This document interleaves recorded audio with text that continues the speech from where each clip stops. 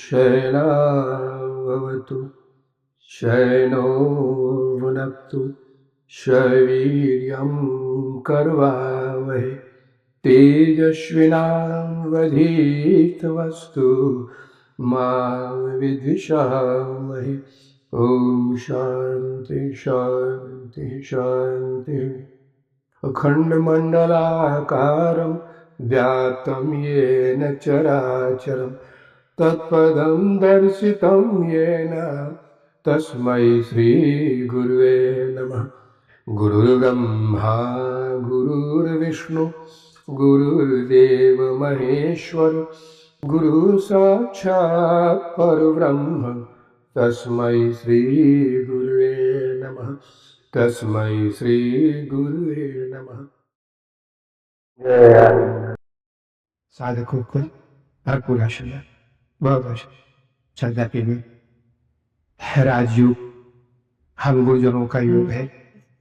राजयोगी हमेशा इसी पथ पे चल के संसार के समस्त ऐश्वर्यों को अपने सूक्ष्म जगत में अनुभव करते हैं, लेकिन मोहित नहीं होते हैं। आज हम भी इसी राजयोग में चल रहे हैं। आज से हम पंच कोशों की क्रियाएं शुरू करने जा रहे हैं। 5 कोश। अब हमारा शरीर है ये 3 भागों में बटा हुआ है, स्थूल, सूक्ष्म और कारण। और 5 कोश होते हैं। अब ये है अन्नमय कोश, प्राणमय कोश, मनोमय कोश, विज्ञानमय कोश और आनंदमय कोश। ये 3 शरीर और ये 5 कोश एक ही चीज है। और ऐसा कहा जा सकता है कि आत्मा यानी परमात्मा यानी हमारे जो ईश्वर हैं, इनको हमने 3 शरीरों में और 5 कोशों में बांध दिया है, ढक दिया है। यानी 5 आवरण हमने कर दिया है अपने परमात्मा स्वरूप के ऊपर में। अब इस परमात्मा स्वरूप के ढक जाने से हमारे अंदर में अनेक विकार आ गए, जैसे ग्रहण लग जाए। अब ग्रहण में सूतक लग जाता है क्योंकि ढक गया सूर्य। ऐसे ही हमारा जो सूर्य है, आत्म स्वरूप, जो हमारा आत्मदेव है, इसके ऊपर 5 आवरण ढक जाते हैं और 3 शरीर ढक जाते हैं। इसको ऐसे कहा जा सकता है। तो ये 3 शरीर और 5 जो हमारे कोश हैं, इनको अच्छी तरह समझे। ये 3 एक ही चीज है। तो इस रूप में हम कह सकते हैं कि हमारा जो स्थूल शरीर है, इसमें 2 कोश हैं, अन्नमय कोश और प्राणमय कोश।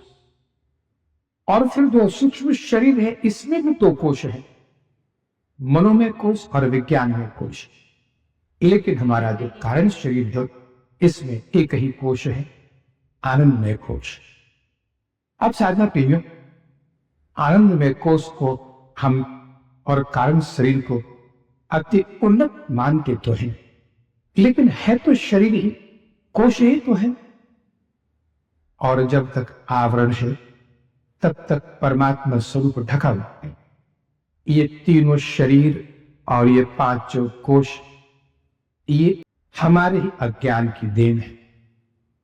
अब 3 शरीर को हमने अज्ञान में बताया है, लेकिन इसमें ऐसा अगर हम कहें कि सबसे मोटा आवरण है स्थूल शरीर यानी अन्नमय कोश, यानी हमारा स्थूल शरीर, ये आत्मा के ऊपर में सबसे बड़ा मोटा आवरण है, सबसे मोटी चादर है।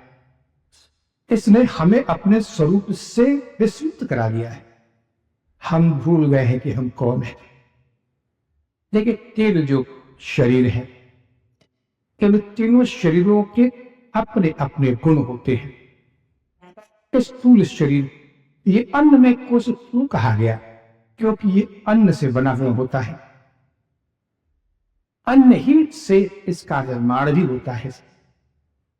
और ये जो आवरण है अन्न से बना हुआ, इसमें और अन्न में बहुत ज्यादा भेद नहीं है। इसकी भी व्याख्या हम आगे करेंगे।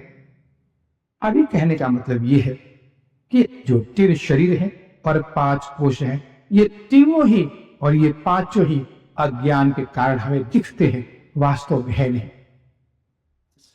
हम अपने आप को साझा पीने इस स्थूल शरीर से इतना हमारा जो तादात्म्य है, संपर्क है, इतना प्रगाढ़ है कि कभी कुछ देर के लिए भी चिंता नहीं करते हैं कि इस हाड़ मांस के पुतले से अलग भी हम कुछ है। अपना स्वरूप ये हाड़ मांस ही है। ये अनेक प्रकार के जो मल और विकार शरीर में है, यही हम हैं। इससे अलग सोचने का समय भी नहीं मिलता है और सोचना हम चाहते भी नहीं है, क्योंकि इतनी आसक्ति है स्थूल शरीर। हम इस अन्न से बने हुए शरीर के होकर रह गए हैं। अब इतना तो मैं कई बार कह चुका हूं कि रस्सी के एक छोर पर शरीर है और रस्सी के दूसरे छोर पर आत्मा है। अब आप अगर रस्सी के इस छोर पे हैं तो आत्मा से बहुत दूर है, आखिरी छोर पर आत्मा है। आप शरीर से थोड़ा सा दूर चलना शुरू करें, रस्सी को पकड़ के चलते रहें, तो शरीर का छोर जितना दूर होगा आत्मा के उतने करीब पहुंचते चलिए आए। जितनी दूरियां बढ़ेंगी शरीर से, उतना ही आत्मा के करीब पहुंचेंगे। और जब आत्मा के करीब पहुंच गए, उस छोर पे पहुंच गए, तो शरीर नाम की चीज मिट जाती है। अभी शरीर रहे या न रहे, इसका कोई मूल्य नहीं। तो आज हम अन्नमय कोश के बारे में जानेंगे और शरीरों के बारे में हम जानेंगे, जो सबसे बड़ा आवरण है, जो ईश्वर के मिलन में सबसे बड़ा आवरण है। हमारे अपने स्वरूप से अलग कर चुका है, हमारे अपने घर से अलग दूर कर चुका है। उसके बारे में जानेंगे इस शरीर के माध्यम से, क्योंकि शरीर को दोनों चीजें कही गई है।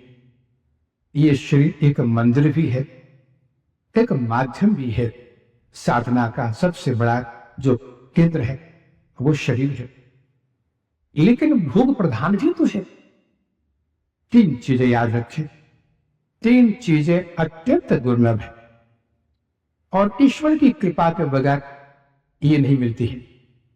उनमें पहला है मनुष्य शरीर, दूसरा है मुक्ति की प्रबल इच्छा और तीसरा है महापुरुषों का संग। ये 3 चीजें बगैर ईश्वर कृपा की या अति उच्च संस्कार हो, बहुत पुण्य कर्म हो जीवन में, निष्काम कर तो ही प्राप्त होते हैं। तो पहली चीज है मानव शरीर का मिलना अति दुर्लभ। अब यात्रा शुरू हुई थी जिस शरीर से, उसके 84 लाख योनियों बाद मानव शरीर की प्राप्ति हुई हमें, और फिर कर्म करते रहे और कर्मों के हिसाब से पुनः इन योनियों में प्रवेश करके फिर पुनः मानव शरीर में आते हैं। तो कर्म प्रधान यह मनुष्य शरीर इसलिए मिलता है कि हम मुक्त हो सके। तो साधारण में 3 चीजें हमेशा याद रखेंगे कि मनुष्य शरीर मिलना अत्यंत दुर्लभ है, लेकिन मनुष्य शरीर मिल जाना ही काफी नहीं है। हम इस चीज से संतुष्ट नहीं हो सकते कि मनुष्य शरीर तो मिल चुका है, तो ईश्वर की बहुत बड़ी अनुकंपा मिल चुकी है हमें। मनुष्य शरीर मिला है, तो मनुष्य शरीर मिलने की जो वास्तविक अर्थ है, जो तात्पर्य है, जो एक प्रयोजन है, यानी मुक्ति। अगर हमने मनुष्य शरीर पाकर भी शरीर को विषय भोग में ही लगाए रखा, तो मनुष्य शरीर पाकर भी हम पशु ही रहे, क्योंकि विषय भोग तो पशु योनियों से भी है। तो शरीर का उपयोग, चाहे जो भी शरीर हो, जो भी कोश हो, इनका उपयोग अगर हमने साधना के लिए, ईश्वर प्राप्ति के लिए, या फिर ऐसा कहें कि एक धार्मिक जीवन के निर्माण में अगर नहीं लगाया हमने, तो मनुष्य शरीर मिलना भी व्यर्थ हो जाता है और इसके बहुत कड़े दंड मिलते हैं जीवन में। जिस प्रकृति ने हमें ये मनुष्य शरीर दिया है, कर्म करने के लिए वो खुद हमें दंड देती है। साझा प्रियो, इतना जान के रखे कि मनुष्य शरीर का मिलना सिर्फ एक पुरुषार्थ के बल पे अगर हम सुधार कर लेते हैं तो ये हमारी सोच की भूल हो जाएगी, क्योंकि शरीर तो शरीर है और शरीर बना है अन्न से, और अन्न और इस शरीर में बहुत ज्यादा फर्क नहीं है, क्योंकि शरीर भी बना है रज और वीर्य से, माता पिता के रज वीर्य से बना है, और अन्न भी बनता है बीज और मिट्टी के संपर्क से। दोनों की उत्पत्ति एक संपर्क से होती है, दोनों में बीज है, एक में पुरुष का बीज है, दूसरे में बीज है प्रकृति का। और फिर जब भोजन पक जाता है तो 4-5 घंटे बाद अन्न सड़ना शुरू हो जाता है। अन्न की गति दुर्गंधमय हो जाती है अगर बहुत देर तक रख दिया जाए उसको। यही अवस्था शरीर की भी होती है। मृत्यु के बाद जब जीव निकल चुका है इस शरीर से तो 4-5 घंटे बाद इसमें कई तरह के विकार आने शुरू हो जाते हैं। तो वही चीजें हैं जो अन्न में जो गुण है वही गुण इस शरीर। हमारे भी 3 शरीर हैं और बीज के भी 3 शरीर होते हैं। हर अन्न 3 छिलकों से बना होता है। हमारे शरीर की तरह स्थूल, सूक्ष्म और कारण, और वो बीज में ही स्थूल रूप है जो ऊपर का छिलका है, उसके नीचे का एक दूसरा छिलका है, और असली बीज होता है तीसरे। तो जिस अन्न से शरीर बना है ये अन्न ही है, और इसकी जो गति है वो अन्न की तरह ही होती है। ऐसे ही इसमें अगर जीव निकल जाए, जैसे अन्न जीव निकला तो दुर्गंध शुरू हो गया, सड़ गया, ऐसे ही ये शरीर भी। इसलिए इसके साथ बहुत ममता, बहुत आसक्ति, ये ऋषियों ने इसको उचित नहीं माना है।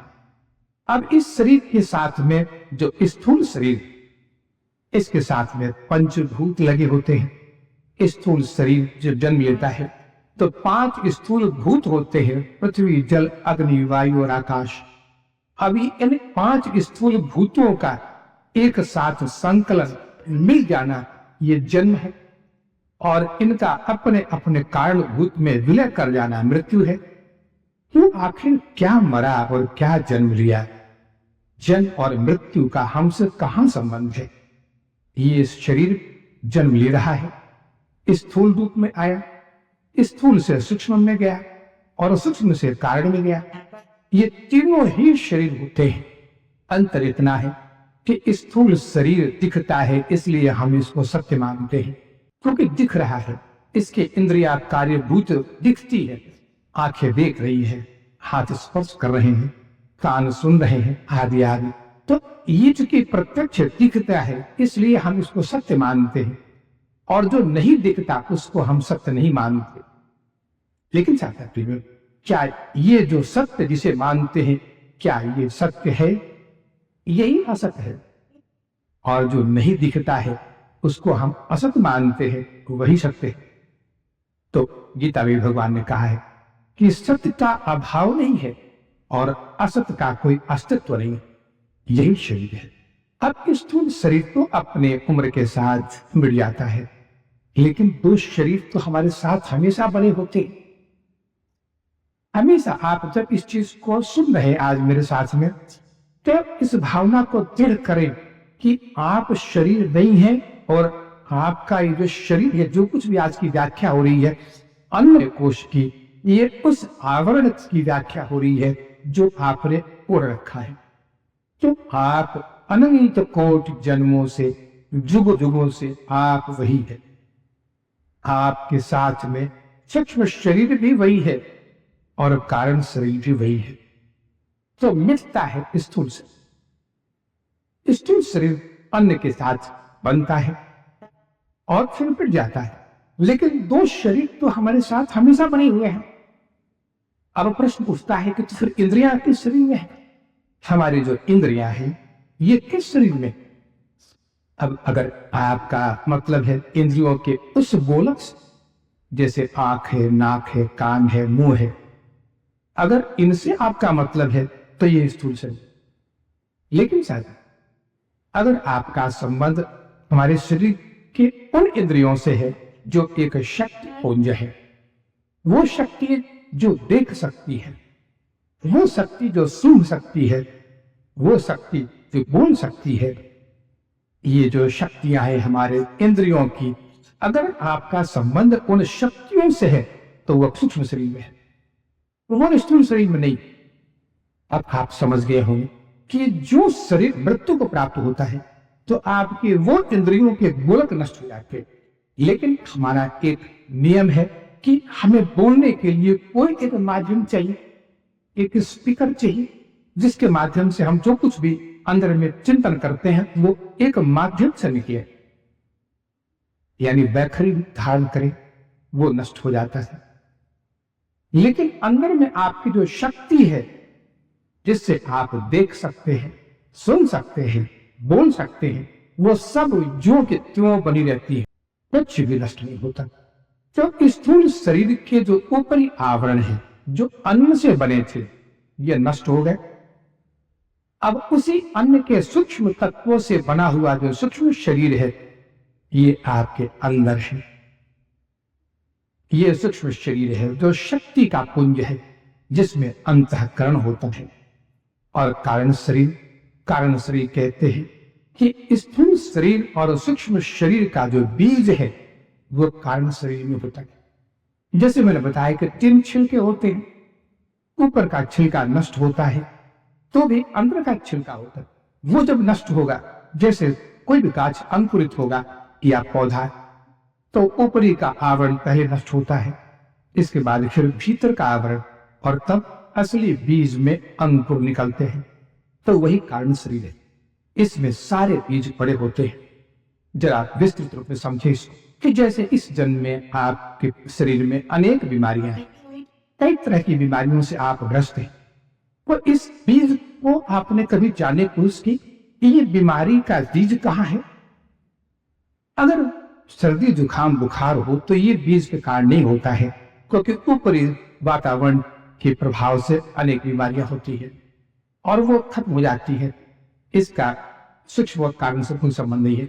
लेकिन ऐसी बीमारी जो आपके सूक्ष्म शरीर और उसका बीज कारण शरीर तक है, आपने चिकित्सा के द्वारा अपने स्थूल शरीर का इलाज तो कर लिया, लेकिन सूक्ष्म शरीर में आपने इसका इलाज नहीं किया और कारण शरीर तक भी इसका प्रभाव नहीं गया आपके चिकित्सा का, और जाता भी नहीं है।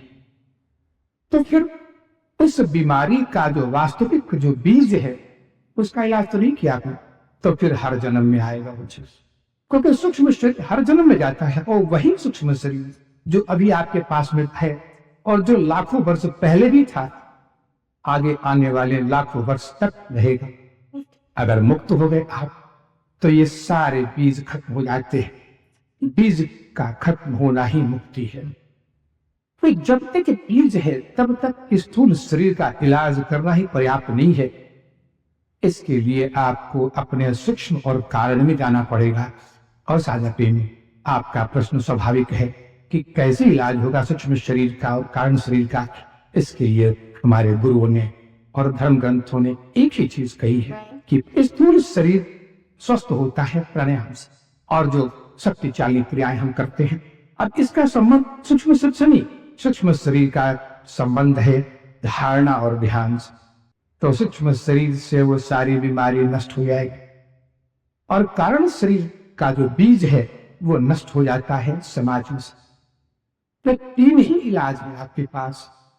स्थूल शरीर के चाहे आप कितने भी इलाज कर लें, अगर इसका सूक्ष्म शरीर में बीज रह गया है, सूक्ष्म शरीर में संस्कार होते हैं, सूक्ष्म शरीर में उसके अगर संस्कार है तो पुनः आएगा वो।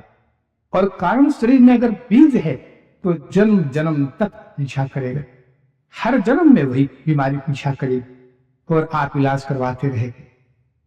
तो ये कारण शरीर की माया है साझा प्रेमी।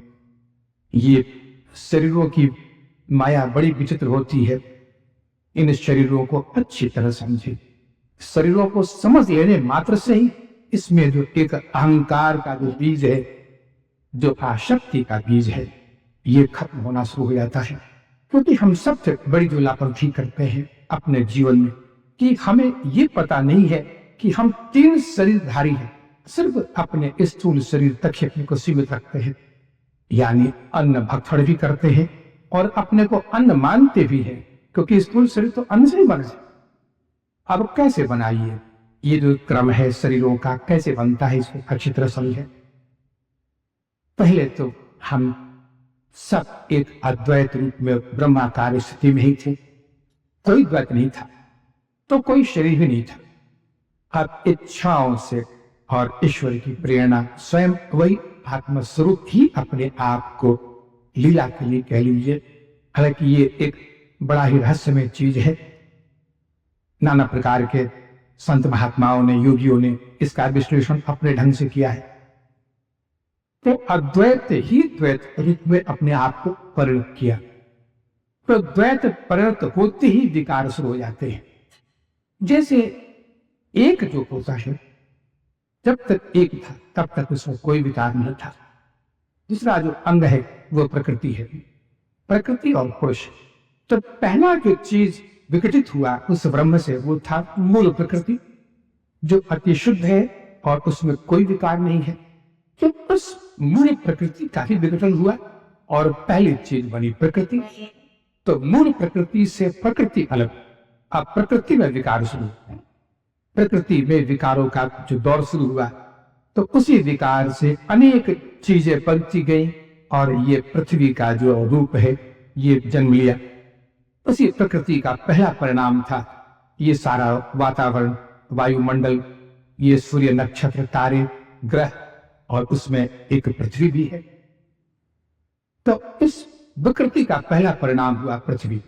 अब पृथ्वी में भी विकार उत्पन्न हुए, तो उससे वनस्पतियों का जन्म हुआ।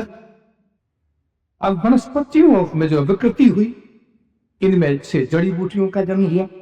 जड़ी बूटियां फैली धरती पर। अब जड़ी बूटियों से उत्पन्न हुआ अन्न, और अन्न से उत्पन्न होता है वीर्य, और पुरुष जब उस अन्न का ग्रहण करता है तो उसी में जब गर्भ में जाता है वीर्य, तो जीव प्रवेश करता है, तब शरीर जन्म लेता है। तो मूल प्रकृति से प्रकृति अलग, और प्रकृति में जब विघटन शुरू हुआ तो वनस्पतियां पैदा हुई।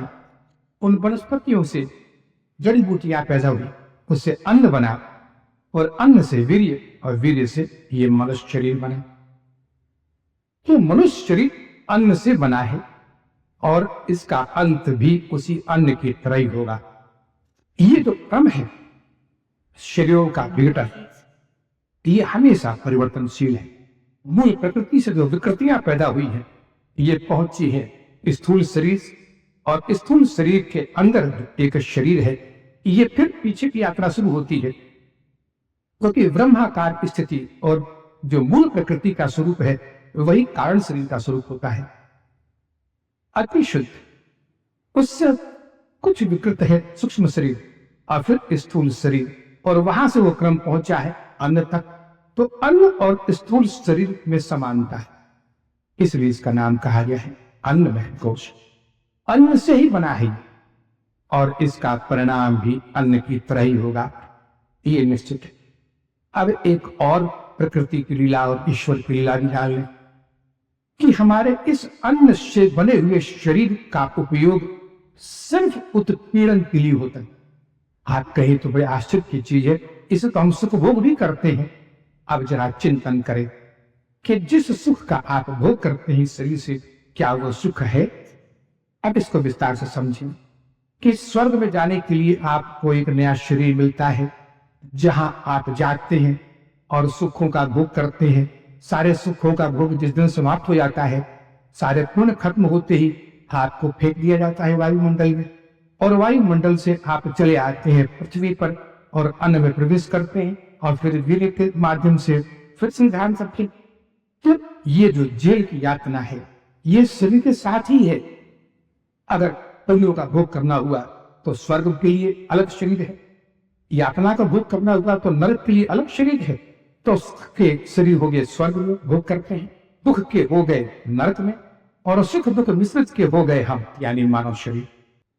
ये सुख और दुख मिश्रित है, और दोनों जगहों के संस्कार लेकर हम आते हैं। अब सवाल है कि सूक्ष्म शरीर में किसके संस्कार प्रबल हैं? क्या स्वर्ग के या नरक के? तो साधक में अगर डंडे बरसाना हो तो स्थूल शरीर, जेल जाना हो तो स्थूल शरीर, किसी प्रकार की यातना देनी हो तो स्थूल शरीर, शीत उष्ण का अनुभव करना हो तो स्थूल शरीर, हर तरह के दुखों से अगर झेलना हो तो स्थूल शरीर। अब आप पूछिए कि तो फिर आनंद का भोग हम क्यों करते हैं? आनंद का भोग आप कभी नहीं करते, क्योंकि स्थूल शरीर सिर्फ सुख और दुख का भोग कर सकता है, और वो सुख भी जो परिणामी दुख ही है। तो फिर आनंद का भोग कौन करता है? आनंद का भोग करने वाला सिर्फ परमात्मा। जब आप ध्यान में जाते हैं, समाधि में जाते हैं, तो उस समाधि और ध्यान का जो आनंद है, उस वक्त तक आप वही परमात्मा स्वरूप में होते हैं। आप ये भ्रम में न रहें कि आपका मन भोग करता है, क्योंकि सुषुप्ति में मन नहीं है। मन सुख और दुख का भोग कर सकता है, स्वर्ग और नरक का भोग कर सकता है मन, लेकिन आनंद का भोग नहीं कर सकता। तो आनंद का संबंध शरीर से नहीं। इसका माने हुआ कि हमारा जो ये अन्नमय शरीर है, ये सिर्फ दुखों को झेलने के लिए बना है। दुख आयतन कहा गया, दुख आयतन, इसमें सिर्फ दुख है। अब हम इस शरीर के दुखों की शिकायत किससे करें? इसका उपाय सिर्फ एक ही है, और इस चीज को चिंतन करें बार बार। उसका सिर्फ एक उपाय है कि इस स्थूल शरीर को कम से कम घंटे 1.5 घंटे के लिए छोड़ने की कला सीख ले और फिर आनंद में रहें। क्योंकि जब तक आप अपने आप को स्थूल शरीर से सीधा प्रत्यक्ष संपर्क रखेंगे, तब तक ना आनंद का अनुभव कर पाएंगे और ना ही सुख टिक पाए। सुख के टिकने का समय ही नहीं, इसको उससे अलग करना ही पड़ेगा। जय आनंद।